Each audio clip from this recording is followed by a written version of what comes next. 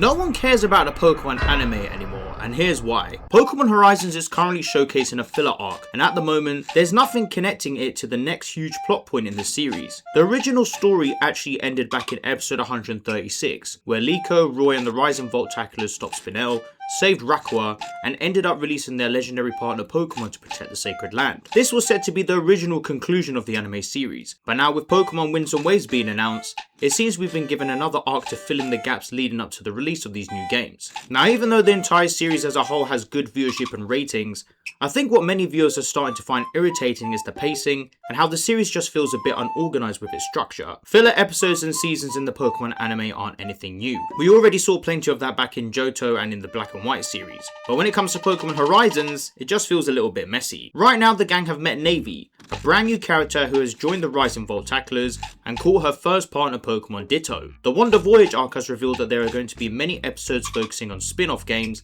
and finally the legendary Pokemon of the Paldea region. But here's the thing for me personally, I think this is dead, bruv. Okay, maybe I'm being too harsh because the Pokemon Unite episode was actually really good. The way the anime depicted the mobile game in anime style was very well done. But now we're moving on to Pokemon Sleep. Like, I'm not gonna lie, unless if you're trying to bag 10 hours of sleep because you work at 6 AM in the morning, who actually cares about this concept? Bro, we've also just been shown a brand new green Mega Rayquaza and how it's gonna feature within this arc. Not Roy's Mega Rayquaza, a completely different one. And honestly, I'm baffled because this just adds even more confusion to the story. Do you see how many balls the anime is trying to juggle right now? We've got the Navy introduction arc, the spin-off game episodes, the legendary Pokemon arcs that are yet to come, and now some random Mega Rayquaza. This is exactly what I'm talking about when I say the pacing and structure just seems so messy. While we're on the topic of structure, let's try to understand why we're getting all of this content now compared to before. So we know that the Treasures of Ruin, the Loyal 3, Ogerpon, and the box legendaries are going to be introduced during this arc. Now you're probably thinking, Raph, that's more content, what's the problem? Well,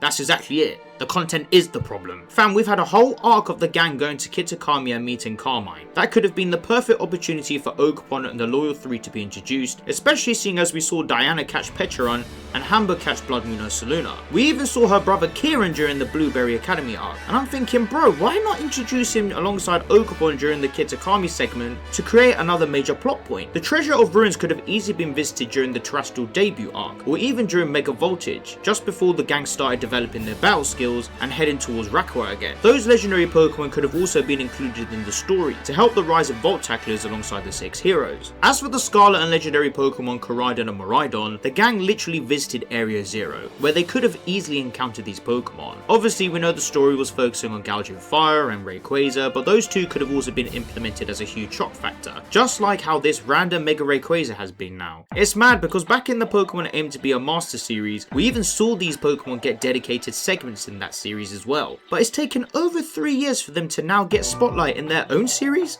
Come on, blood. I can understand why we're getting all of this content now, because like I mentioned before, it's going to be a great filler to bridge the gap until Pokemon Winds and Waves releases. So I can't fault the writers too much on that, and it does make perfect sense. But I don't know.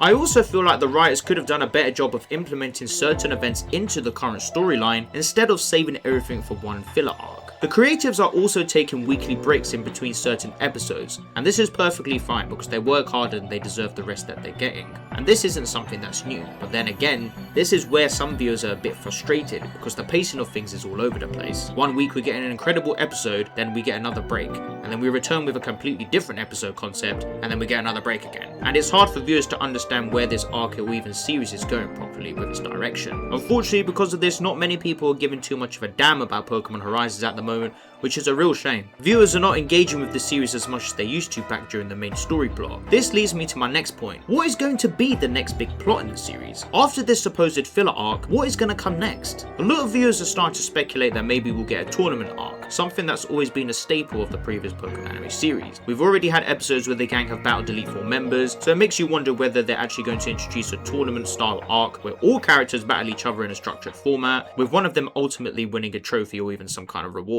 I've made countless speculation videos about this series, and at this point I generally don't even know what's coming next. I really do enjoy talking about Pokemon Horizons, and it really is such a thrill to watch, but I can't help but notice that the community just isn't talking about it as much anymore, or for that matter, watching it as consistently as they used to. There's definitely been a huge contrast since this anime has started. And while I do miss Ash Ketchum, I'm glad I gave Pokémon Horizons a chance because its unique story and narrative have given us some incredible episodes. It's such a breath of fresh air. With that being said, I do still think there's hope for this series. Part of me wants to believe that maybe the gang will continue into the potential Generation 10 region, or perhaps we're going to get additional arcs that reveal even more secrets about the current story and expand the overall plot. Maybe we'll get a tournament arc and that's it. I don't know. I do hope this gets fixed soon because it is a great series and it's such a shame that not many people are giving it the time of day anymore. As soon as this filler arc is over, I really hope something major gets revealed to keep the series moving forward, especially before a new potential Pokemon anime could commence.